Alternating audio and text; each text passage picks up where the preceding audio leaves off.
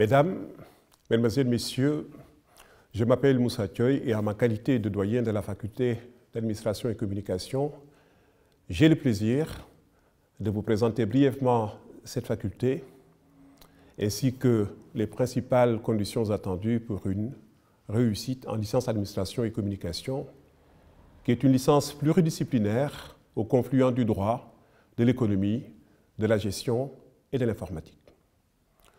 L'Université Toulouse-Capitole abrite plusieurs composantes, appelées écoles ou facultés, et parmi ces composantes, la faculté d'administration et communication, qui est la deuxième la plus grande en termes d'effectifs. Avec à sa tête un directeur appelé doyen, la faculté d'administration et communication ainsi que la scolarité qui lui est dédiée sont au service des étudiants pour leur réussite et pour leur épanouissement.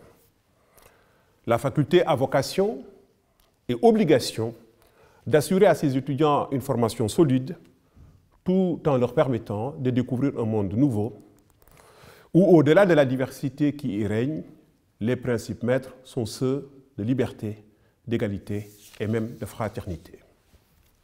Les années fac, pour ainsi dire, sont toujours marquantes dans une vie. Alors autant faire en sorte qu'elles soient utiles, agréables, paisibles et surtout rentables. Pour cela, je n'apprendrai rien aux étudiants et aux futurs étudiants en leur disant qu'il leur faudra travailler. Travailler encore, travailler toujours. Ce n'est pas simplement un slogan, c'est un programme réaliste si ces étudiants, si vous étudiants, vous souhaitez réussir les diplômes que vous convoitez. Le premier de ces diplômes, c'est la licence, qui se décompose en 3 niveaux. Le premier de ces niveaux étant naturellement la première année, qui est pour ainsi dire le baptême du feu, le commencement. Or, comme pour tout commencement, il y a des attentes, il y a des peurs, il y a des inquiétudes, il y a des questions, il y a même des questionnements. Et la première de ces questions est la suivante, que chaque étudiant se pose: est-ce que je m'en sortirai? La réponse est évidemment oui, puisque tout le personnel enseignant et administratif est mobilisé pour apporter à chacun des étudiants et à l'ensemble des étudiants science et confiance. Cette science, tantôt juridique, tantôt économique, tantôt informatique, tantôt linguistique, tantôt gestionnaire, vous allez la découvrir grâce à des cours magistraux et à des travaux dirigés. Des cours magistraux plutôt théoriques, qui se déroulent dans des amphithéâtres en général, et des travaux dirigés à vocation plutôt pratique, en effectif réduit dans des salles plus petites. Et pour aider les étudiants, qu'il me soit permis de leur donner quelques conseils ou clés méthodologiques pour réussir leurs études, notamment en licence AES.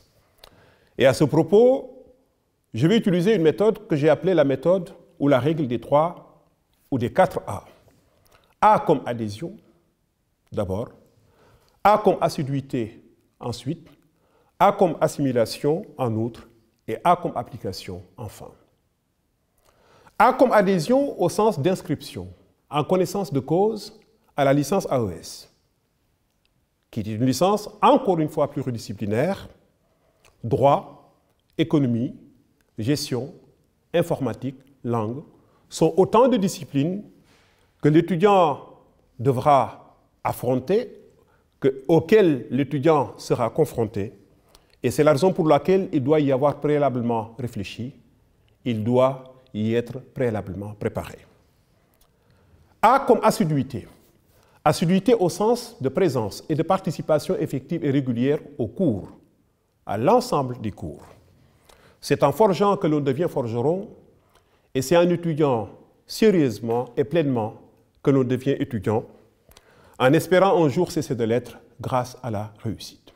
A comme assimilation au sens de compréhension du contenu des cours magistraux et des travaux dirigés dispensés dans la licence. La compréhension est la clé de la formation et de la mémorisation, car si la mémoire ne trahit pas, encore faut-il que les connaissances enregistrées aient été assimilées. A comme application au sens de restitution intelligente et pertinente lors des examens intermédiaires ou terminaux du contenu des cours dispensés dans le cadre de la licence. Un diplôme est un brevet de compétences, et plus exactement un brevet de compétences présumées. C'est la raison pour laquelle la délivrance du diplôme supposera naturellement que l'étudiant soit testé, évalué, mis à l'épreuve via des examens qui sont des contrôles de connaissances. Mesdames, Mesdemoiselles, Messieurs, en vous remerciant de l'intérêt, de votre intérêt pour notre université en général et pour notre faculté d'administration et communication en particulier, je ne peux que vous y souhaiter la bienvenue et vous donner rendez-vous, si possible, dès la prochaine rentrée universitaire. Merci.